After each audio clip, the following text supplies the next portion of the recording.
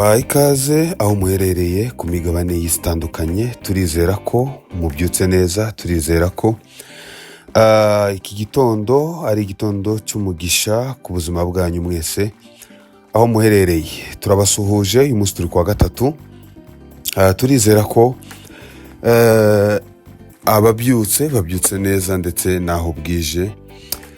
Twizere ko umunsi wanyu wakomeje kugenda neza. Iyi ni Home Sport TV1. Twizere ko rero mukomeje kugubwa neza. Tugiye kuganira ku makuru y'imikino atari menshi cyane, arimo aravugwa hirya no hino, cyane twibanda ku mashampiyona yo ku mugabane Burayi, by'umwihariko muri English Premier League yaraye ikomeje ku munsi wayo wa 26.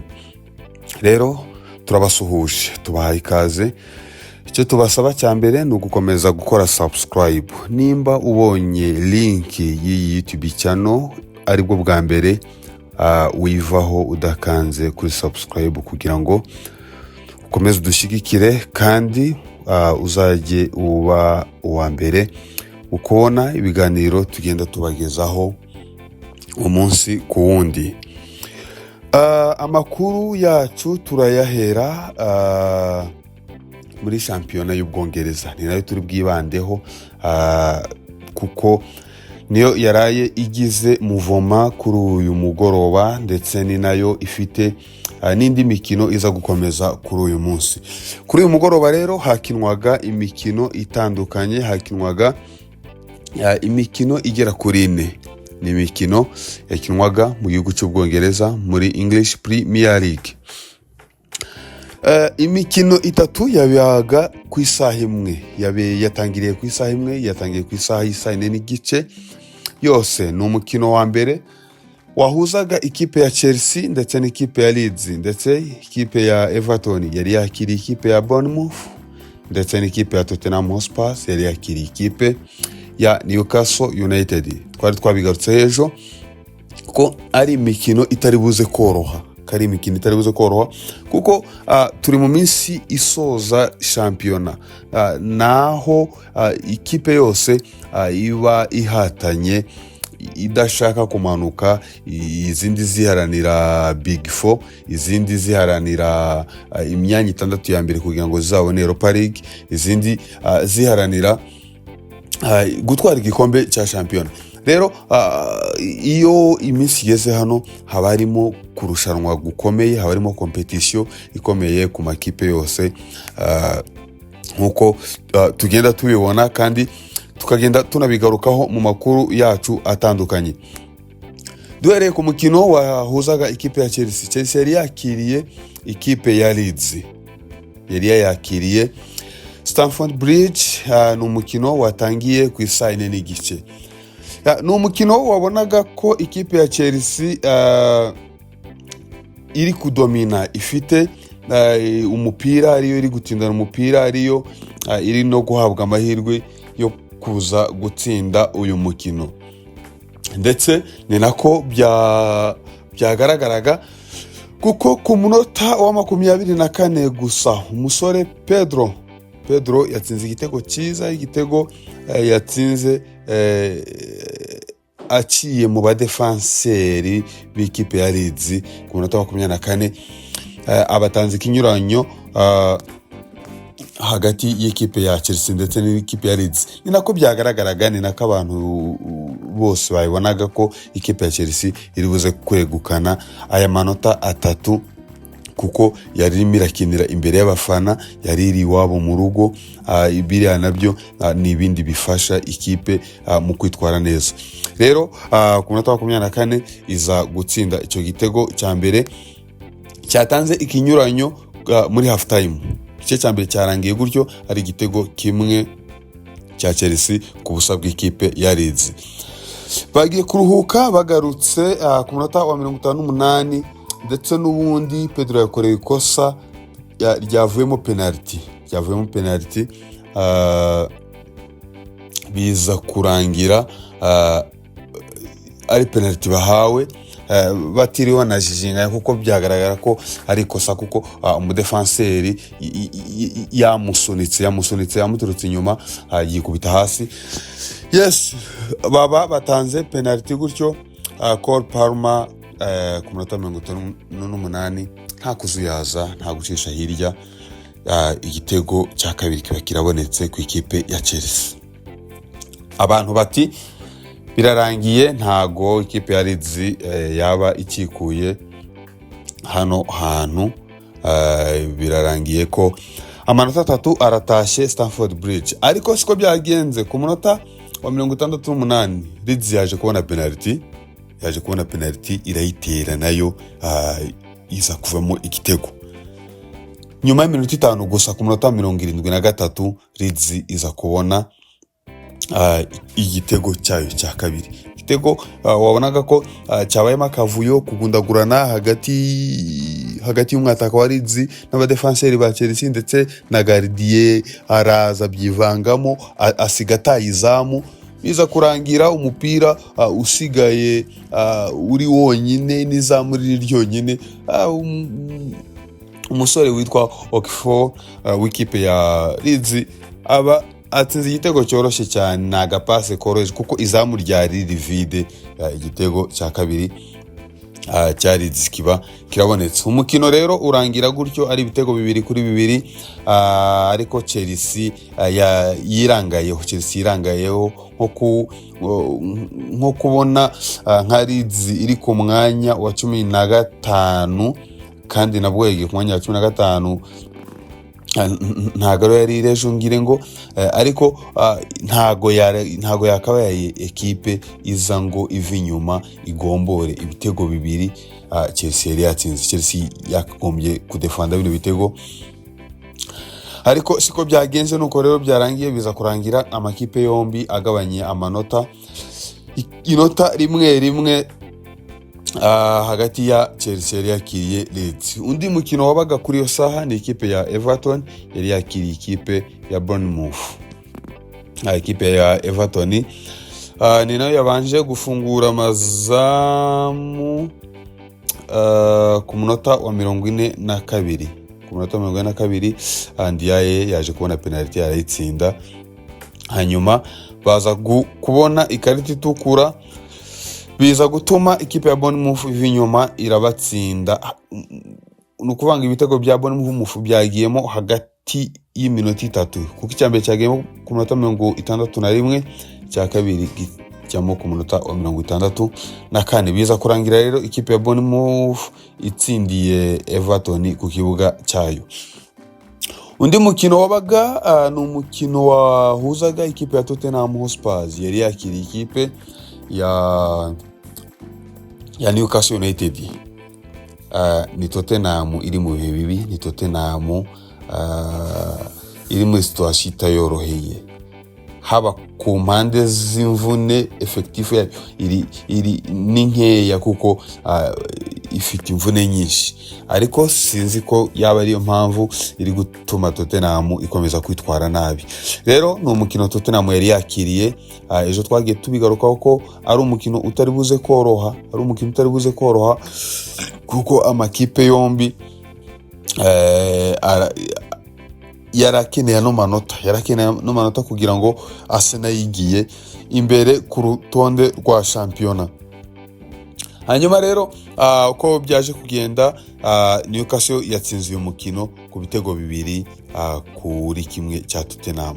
Ibitego 2 Tottenham irongera itakaza undi mukino, ikomeza kugenda yitwara nabi, ikomeza kugenda isubira inyuma. Tottenham iri muri risk kabisa yo kuba irebye nabi, ishobora no kumanuka kubera ko iri ku mwanya wa 16. Rero Tottenham ntago iri mu bihe byiza. Undi mukino watangiye ku isaha y'isa 5:15 ni umukino West Ham yari yakiriyemo ikipe ya Manchester United. Ni umukino ejo nabwo twagiye tugarukaho ko utari buzi koroha cyane ko wari witezwemo ibintu byinshi. Wari umukino wa 5 ku ikipe ya Manchester United. Michael Carrick yaragiye gutoza ikipe ya Manchester United. Yari umukino wa gatanu Manu yagombaga gukina, kari umutoza wayo. Akaba wari umukino wa gatanu Manu yari igiye gukina imaze imikino 4 itaratsindwa, itaranganya umukino n'umwe muri iyo mikino 4 kuva aho Michael Carrick yari yafatiye ino kipe. Ni ikipe Carrick yafashe ivuye mu bihe bibi byo kutitwara neza nyuma y'igihe kitari gitoya ifitwe n'umutoza Ruben Amorim wakomeje kugenda ashyira ikipe mu bihe bibi. Rero Carrick ayifata nk'umutoza w'agateganyo uri mu igeragezwa kugira ngo barebe ko shampiyona nirangira yaritwaye neza bazamuha amasezerano. Hanyuma byagaragara ko Carrick arimo aritwara neza, kuko nyuma y'ayifatiye yahereye ku mikino ikomeye ariko yose abasha kuyitwaramo neza, arayitsinda imikino 4. Hanyuma nimugora rero yarategerejwe cyane kuza kureba ko yongera kwitwara neza ku mukino yagombaga kwakirwamo n'ikipe ya West Ham, akaza kwitwara neza akaba yabasha gutsinda uyu mukino. Ariko siko byagenze, kubera ko uyu mukino West Ham yawihariye cyane. West Ham yagize umukino mwiza. West Ham yatindanye baro. West Ham yari ikeneye ano manota, vraiment yari ikeneye ano manota, igerageza uhereye mu gice cya mbere iminota nka 25 ya mbere y'igice cya mbere West Ham yihariye umukino rwose. Man yaje kongera kugaruka nko mu minota nka 30 kugeza igice cya mbere kirangiye. Ubona ko Man irimo iradomina, igice cya mbere kirangira ari ubusa ku busa. Igice cya kabiri West Ham irakomeza irataka rwose, biza no kurangira ku munota wa 50 umusore wawe witwa Susek aza kubona igitego wavuga ko cyavuye ku burangare bw'abadefanseri. Ariko nuko byaje kugenda ku munota 50 Man Susek aza gutsindira West Ham igitego cya mbere. Umukino urakomeza, Man ikashaka kugaruka mu mukino ariko bikanga, biragorana. Baza kubona n'igitego cyatsinzwe na Casemiro kiza kwangwa kubera ko byaje kugaragara ko ari offside, ndetse n'andi mawukaje yagenda aboneka ariko ntiyabyazwa umusaruro, ntiyagira ikivamo. Biza kurangira rero kuri remplacement yakoze ashyiramo umusore Sesko, niwe waje gutanga ikinyuranyo ku munota wa 96. Bari bongeye iminota 7 ku munota 96 aza gutsinda igitego cyiza cyane, igitego cyo mwataka kuri pass yarahawe na Bryan Mbeumo, aza gutsinda igitego. Biza kurangira Man ibonye inota rimwe, naryo ryavuye mu menyo ya rubamba, naryo ritari ryitezwe kuko byasaga n'ibigaragara ko Man yarangije gutakaza uyu mukino. Rero ni inota ritari ribi, nubwo atari ryo ryari rikwiriye ikipe ya Man kubera ko iri muri kuruse yo gushaka Big Four ikayizera, kuko iyo biza kugenda gutya Chelsea yatsinze, ubu tuvugana Chelsea iri kuba yicaye ku mwanya wa 4. Ariko kubera ko Chelsea nayo itagize umukino mwiza, ititwaye neza, byaje kurangira n'ubundi nta gihindutse, aho amakipe yarari niho yakomeje kuba. Rero nuko byagenze, biza gutuma umusore wari utegerejwe cyane n'isi yose ko aza kurara yiyogoshesheje cyangwa se aza kubyukira muri salon de coiffure cyangwa muri kinyozi nk'uko tubyita, biza gutuma kwiyogoshesha kwe gusubikwa. West Ham ifunga salon de coiffure, West Ham ifunga kinyozi nk'uko tujya tubyita, ibuza uwo musore wari wahize ko Man U itsinda imikino 5 yikurikiranya aziyogoshesha umusatsi we yari afite. Biza kurangira rero bidakunze ko abasha kogosha umusatsi we, ubwo birasa n'ibitangiye A0. Ubwo nukuzongera gutegereza indi mikino 5 Man U izatsinda yikurikiranya. Sinzi rero nimba bizakunda cyangwa nimba uyu musore kwiyogoshesha kwe kuzakomeza kugorana. Nuko byagenze rero, iyo niyo mikino yari iri mu Bwongereza muri Premier League. Resulta zavuyemo n'izo ngizo. Biza kurangira n'ubundi ku rutonde rwa shampiyona nta cyahindutse cyane, kubera ko n'ubundi Arsenal itaranakina umukino wayo iracyayoboye n'amanota 56, Man City n'amanota 50 ku mwanya wa kabiri, Aston Villa n'amanota 47 ku mwanya wa gatatu. Iyo Man yitsinda uyu mukino byibuza ubu yari kuba ku rutonde rw'agateganyo iri ku mwanya wa gatatu, ariko ntago yabashe kugira ayo mahirwe no kwitwara neza, kuko Man U abakinyi bayo wabona ko bari hasi, wabona ko nta determination bafite, wabonaga ko rwose ntaho intsinzi yari kuva, kubera ko abakinyi babo benshi wabona ko batari mu bihe byiza, batagize umukino mwiza wa nijoro. Rero Man iri ku mwanya wa kane n'amanota 45, Chelsea ku mwanya wa gatanu n'amanota 48, Liverpool ku mwanya wa gatandatu n'amanota 39, Brentford ku mwanya wa karindwi n'amanota 39, ziranganya amanota zikanganya ibitego na Liverpool. Ubwo ngubwo zisigaje kuzareba uzitware neza.